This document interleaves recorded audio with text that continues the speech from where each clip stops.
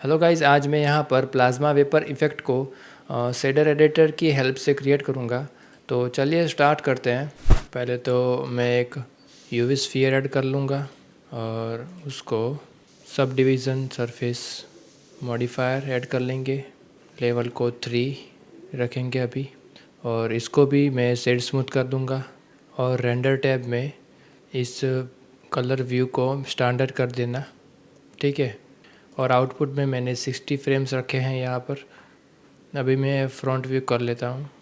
अब कंपोजिटर में press new और ग्लेयर को ऐड कर लो, और उसमें यहाँ पर ब्लूम सिलेक्ट कर लो और इसकी क्वालिटी को हाई कर लो।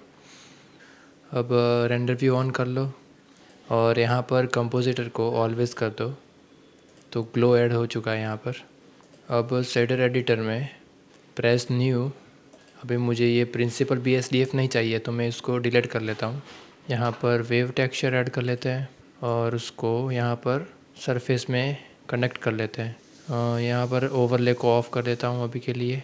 नाउ एक कलर रैंप ऐड कर लो यहाँ पर, और इसके कलर को समथिंग अराउंड ब्लू कर दो और इसको यहाँ पर थोड़ा मूव कर लो। नाउ ग्लो के लिए एमिशन ऐड कर लो यहाँ पर, और इसकी स्ट्रेंथ को बढ़ाओ। अभी इतनी रखते हैं। अब यहाँ पर मैं एक मिक्स शेडर ऐड कर लेता हूँ।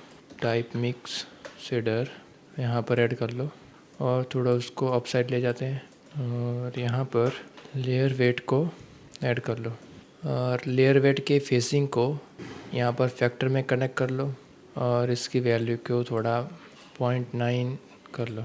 तो कुछ ऐसा अभी बन चुका है। अभी तुम यहाँ पर इसके फेस ऑफसेट को एनिमेट कर सकते हो।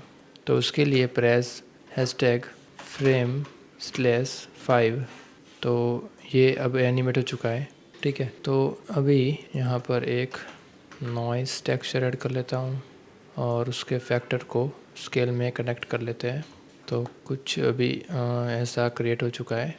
अब मैं इसकी स्केल को थोड़ा बढ़ाऊँगा, थोड़ा नॉइस क्रिएट करेंगे इसमें, ठीक है। और थोड़ा ग्लो बढ़ाते हैं, इतना ठीक है।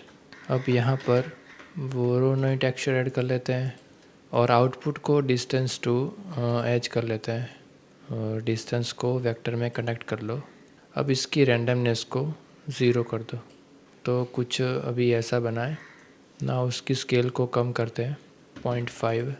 तो अभी ये कुछ क्रिएट हुआ है। अब इसको थोड़ा ट्विक करेंगे। एक और कलर स्टॉप को ऐड कर लो और यहाँ पर इसके कलर को थोड़ा ऑरेंज कर दो। इसको थोड़ा इधर ले जाओ और ब्लैक को इधर, ठीक है।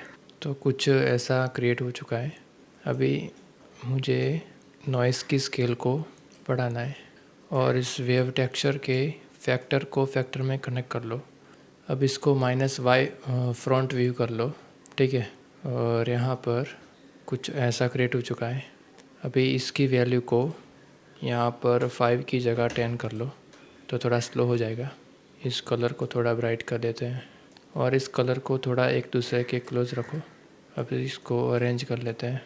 मैंने अब इसको अरेंज कर लिया है। तो अभी मिलते हैं कल।